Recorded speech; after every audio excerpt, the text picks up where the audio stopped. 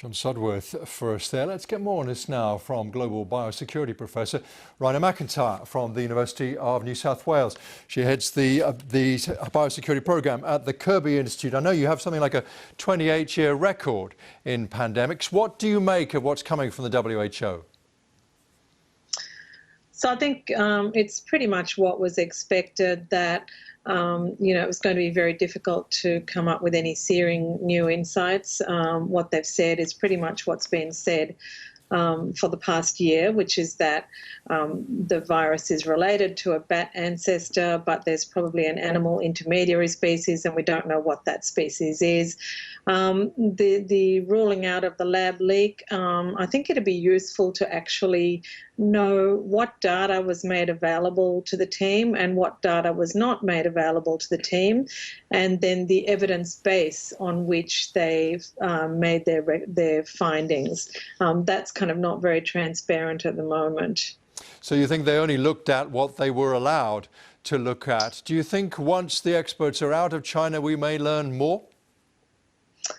I think the only hope of learning more is through independent research. I think the WHO has limitations in its capacity simply because, they do have to consider issues of they have to consider keeping their member states happy, and China is a big contributor to the WHO.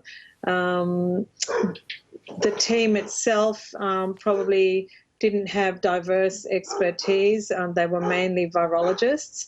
There was one member of the team who was actually involved in a non-government organisation, a not-for-profit organisation that provided funding to the Wuhan Institute of Virology for bat coronavirus research. So I think, really our only chance of getting any further answers is through independent research. Do you think food is not the source, cannot be the source? Oh, you can never say cannot. With almost every infection, you can identify strange and unusual modes of transmission that are not the dominant mode. It's definitely not the dominant mode of transmission, but I think it's a bit of a red herring.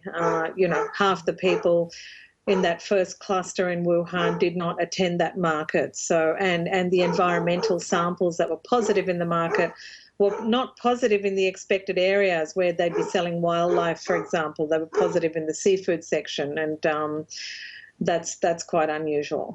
How optimistic or pessimistic are you? What chances do you think of changing habits, changing systems to avoid future pandemics, or at least being better prepared?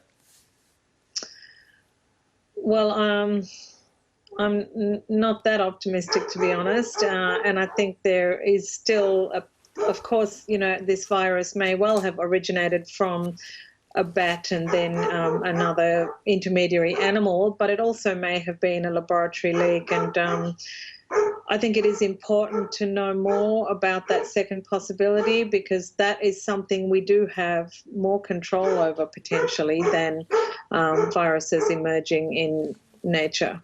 Professor MacIntyre, we better let you go and deal with the dog. Thank you very much indeed for talking to us. Pleasure.